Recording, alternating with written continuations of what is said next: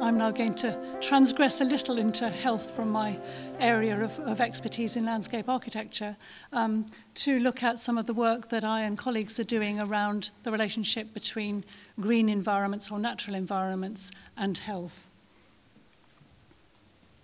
And just to say that I'm conscious that in the Highlands here, you're very much interested in the rural environment. My research covers both the very urban and the very rural and things in between. And some of these findings will come from more urban environments than perhaps many of you are used to. But nonetheless, I think the implications of them are applicable everywhere. But I do recognize that there is a different kind of environment that many of you experience than those of us living in Edinburgh or Glasgow do. I don't know whether you can see that. I'm not expecting you to read it. It's really just to say that life is not simple, and one of the challenges for us is to understand some of the relationships between natural environment and health, and understand in particular what we might do about it to make a difference to public health. Not easy. You'll all be aware of the current public health issues. I'm sure you don't need a rehearsal of this. One of the challenges that we face is not just physical health, and although that is a big challenge in terms of inactivity and obesity, but also poor mental health, a particular challenge for us. So we need to recognize that there's a whole range of different ways that we might look at the environment in supporting good health or inducing bad health. And in an ecological approach, everything matters at all kinds of different scales, from the kind of global influence of climate change, as Margaret's just been talking about, to very local issues around your family, your individual home, your local environment, and everything in between. So there are obviously different scales at which we can look at these issues. Some of them we can affect and influence quite easily. Some are much harder for us as individuals or as a small community to influence. This is from a colleague that I collaborate with, Richard Mitchell, who works at the University of Glasgow, who's been responsible for a lot of the work recently that has shown a link between how much green space there is near where you live. And I have to say this mostly focuses on people who are urban dwellers and their health, morbidity and mortality. And for many parts of the Western world, there is a direct relationship. One of the challenging things is that actually Scotland is slightly different from this simple relationship. The more green space you live near, if you are in the poorer half of the population in urban areas in Scotland, does not show a simple, direct dose-response relationship with health. There is a relationship, but it's more complicated, and that's one of the things we've been looking at in some of our research. We've looked at research that other people have done in northwestern Europe, and there's a nice phrase, vitamin G, that colleagues have come up with in the Netherlands to suggest that there is a relationship. These are people looking epidemiologically at a sort of national level of data and showing that they can find relationships between access to green space near where you live and both physical and mental health. So there does seem, there's a lot of evidence that suggests something's going on here. The question is exactly what, how does it work, in what way, and what should we or can we do about it to make a difference to our own health? As an academic, we always love theories, and I hope I won't bore you with the detail of these. I'm happy to answer more questions afterwards, but there are some different theories around what's going on in this relationship that exists for at least some people between having better access or living near more natural green environment and better health.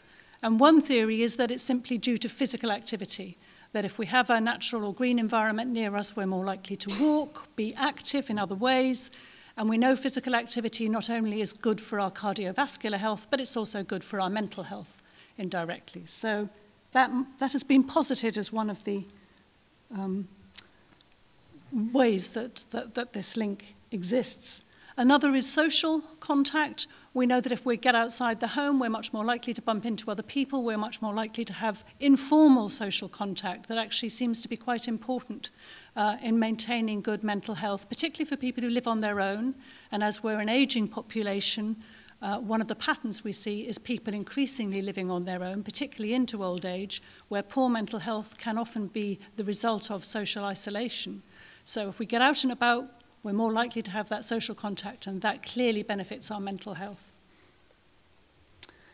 Then there are the psychological responses, and people in North America, Rachel and Stephen Kaplan in particular, have promoted the idea of attention restoration as a theory behind why natural environments are good for our health. And the theory is broadly speaking that, which I think I've got a slide that explains it a little bit more here, directed attention that we use in our work and increasingly crouched, hunched over our computer screen for many of us, but directed attention that the urban environment or the traffic going by demands, or driving a car, whatever, that is a capacity that can be exhausted. And we need to recover from that, and the natural environment seems to be particularly good at offering the characteristics that are very good for that kind of attention restoration. So a green environment both helps us recover from focused attention for too long, but it also perhaps helps buffer us just a little from future stresses. And then finally, there are suggestions that there may be independent physiological processes that are more sort of hardwired into our system, that our body responds to in the context of natural environments, whether or not we are conscious of them. And this is based on a sort of psychoevolutionary theory. Basically, we evolved as animals very much in contact with the natural environment. Why wouldn't that make a difference to us? Roger Ulrich's famous study, many of you will probably have heard of, about the difference that two wards in a hospital made, one with a view of a window and one view out of the window of trees, and one with a view of a brick wall, made to patient recovery time and the number of painkillers that people needed. So there's a suggestion that there's independent responses in our physiological system that make a difference to how we respond. And we've been trying to look at that in a study that we're just coming to the end of called Green Health for the Scottish Government, where we've looked actually just one urban environment and looked at people who are mostly living in rather deprived circumstances, people who are classified as living in income deprivation, some of whom live in quite green environments, some of whom have less green space around them. And we were curious as to whether we could pick up any indication of this psychoneuroendocrine system, I need to practice to say that, this physiological response to having more or less green space around the home.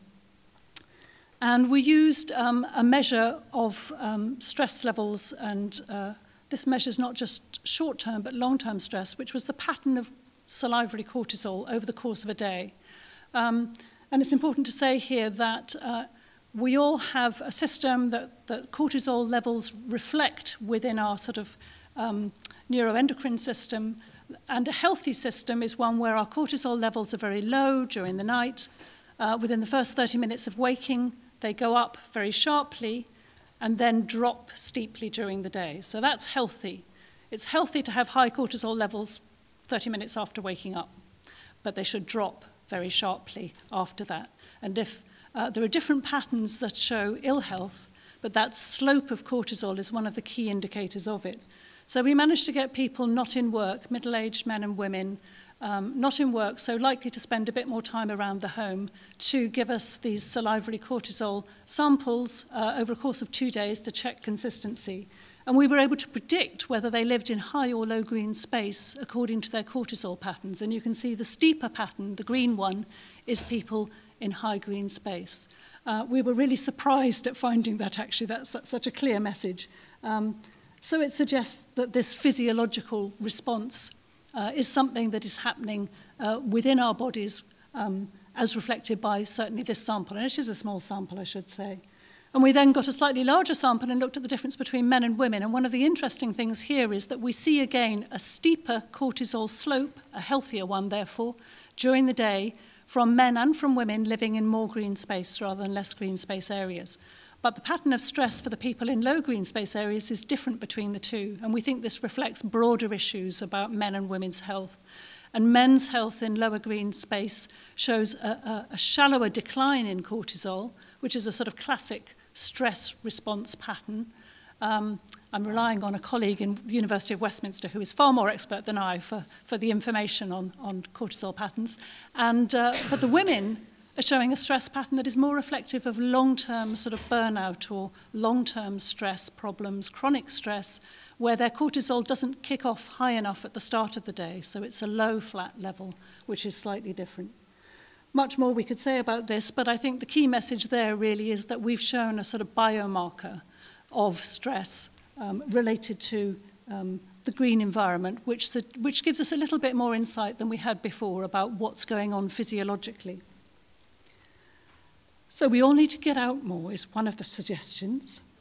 And I've also been involved in a lot of work with older people and looking at the difference that access outdoors makes to the quality of their life, well-being, general health, physical activity, walking levels, and general well-being. And certainly we can see a difference, a statistically significant difference in those who have an environment that is supportive of getting out and about. And that's matched by international studies as well, Japanese studies that have shown green neighborhoods make a difference to longevity for older people. Quite a famous study that by Takano. So access to walkable green space near where you live does seem to be a good plan if you're getting older, as we all are. And some of our data with older people showed that we could predict walking levels. If people lived within 10 minutes walk or less of a local green space, they were twice as likely to achieve the recommended healthy levels of walking than if their local green space was further away. And similarly, they were more than twice as likely to be satisfied with life if they had this local green space. So this is making a difference to physical activity, but also to that larger sense of well-being that perhaps encompasses mental well-being as well. Another group that we've done research with are teenagers and young people who often feel very frustrated that provision isn't made for them. Sometimes we've looked at both urban and rural teenagers, and urban teenagers in particular face a challenge in getting access to green countryside environments and being able to use them in ways that are beneficial for them. One of the challenges we face as a society is that we often don't really like young people at a certain stage anywhere near us at all. And teenagers recognize that. They don't want to be told to get off, go away, go somewhere else. They want a place where they can hang out and be themselves and be accepted and valued for what they want to do and want to contribute. One of the things we found, particularly with more urban-dwelling teenagers, was that they felt they were very keen to do other things, to get out and about, to do countryside activities, and often in theory these were available to them to organise themselves, but they often had poor confidence that they could actually do this.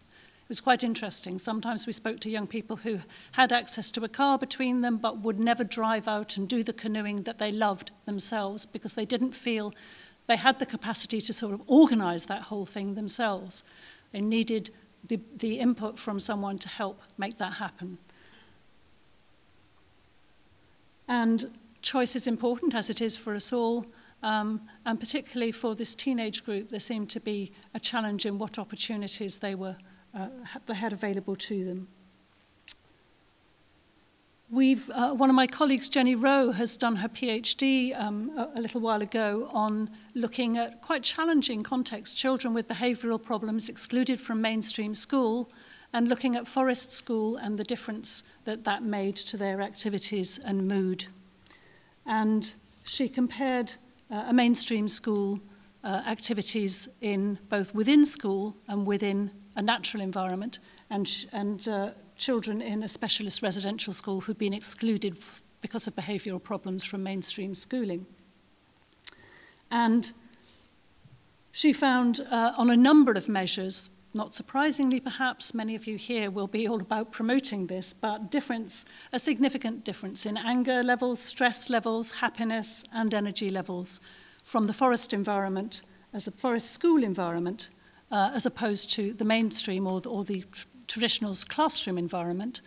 And the young people with behavioural problems actually responded more strongly to that difference in environment. So we know that teenagers enjoy getting outdoors, that these natural environments offer something that can actually be really quite important at these stages in people's lives. And one of the interesting things that has been recognised is that particularly woodland environments can often offer a kind of robust place where slightly boisterous activity can go on, which we would find perhaps difficult to cope with in a nice, neat urban park, but which is a healthy part of growing up and development, and young people want a chance to test their skills, to really stretch themselves. And I know many of the people in this room will be interested and have experience of that too. One of the things we found when we were working with the Forestry Commission, looking at woods in and around towns, so woods around urban areas, was how often people recalled very vivid experiences from their own childhood or from being with children. And there's lovely quotes here. If you know Edinburgh, the Water of Leith is a very urban river. But for someone growing up in Corstorphine, going to the Water of Leith was this wild countryside experience. And we managed to show, pulling some of this together, that positive experience as children made a significant difference to attitudes and behaviour as adults. Perhaps that's not surprising, but we were able to show a significant relationship between the two. So often, if people as children went at least once a week or more often to a local green or open space, they had positive attitudes as adults to various things. And if they went less frequently as children or never, they had negative. And that negative influence, a poor childhood experience, really seemed to carry through into adulthood.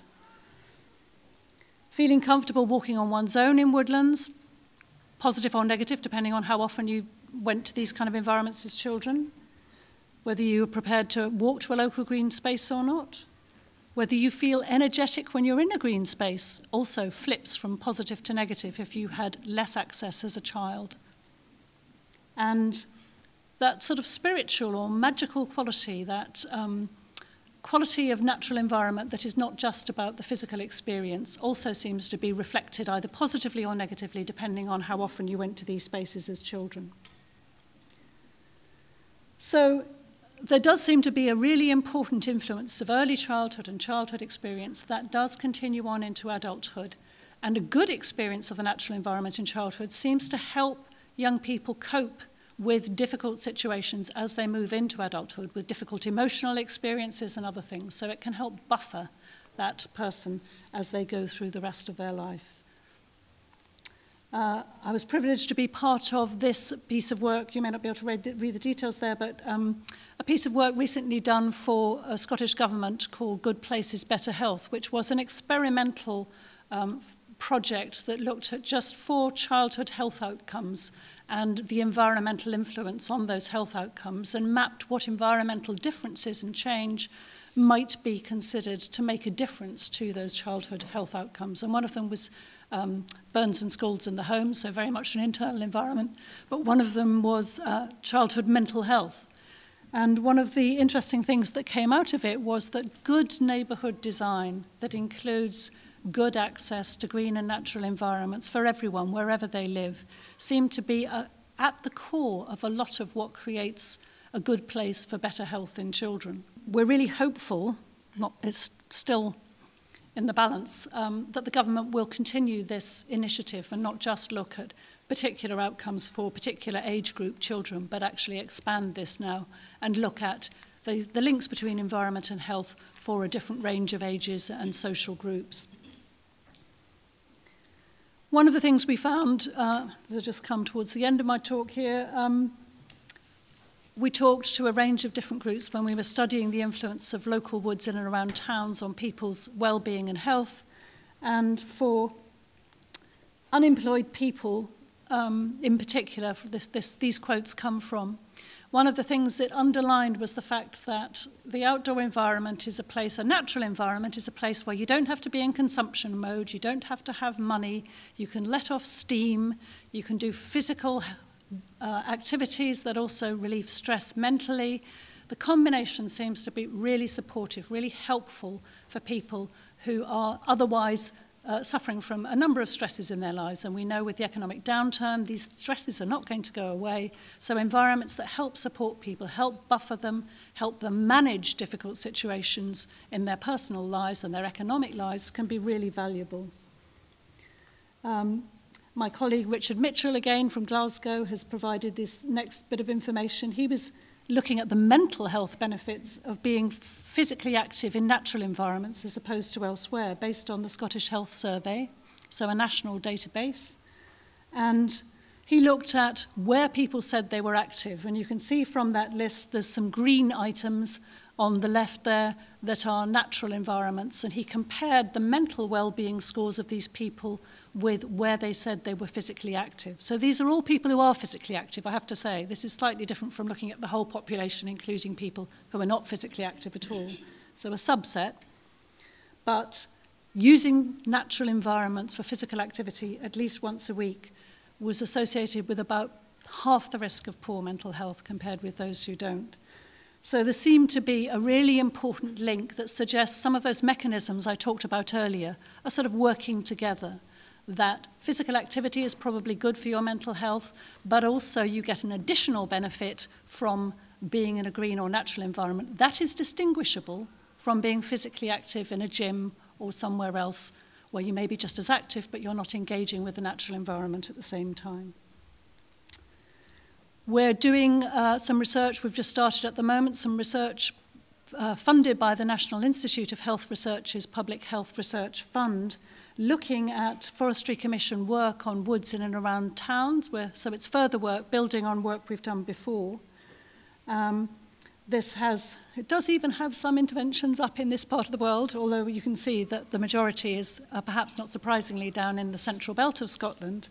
But what we're interested in is doing a proper, controlled, as well as we can, assessment of looking at different places where an improvement to a local woodland happens and seeing whether we can identify a significant difference in people's stress levels in the community as a result of this, because we actually think, summing all of that research up and other people's research as well, we think there are many benefits from engagement with the natural environment, but we think actually mental well-being and particularly stress, coping with stress, that association seems to be particularly strong for engagement with the natural environment. So our main outcome measure that we're interested in is, does improvement to the woodland environment near where you live so that it's easier to use, more attractive to use, you're encouraged through social engagement to use it more, make a difference to you and the people around you in the community's mental well-being, and particularly a lowering of your stress levels. So we've just started, we're just entering into the sort of baseline survey stage of that at the moment. Very exciting. I should also mention I was privileged to be part of a network now finished in terms of funding, funded by the Economic and Social Sciences Research Council, the Outdoor and Health Network, led by UHI, Millennium Institute up here. But we did a lot of interesting work, really gathering other data, not doing a lot of, there was some primary work, but it was mostly gathering information. And obviously, given the lead organisation, particularly interested in rural as well as urban contexts, so there's a website there where you can access some of the information we've gathered on that.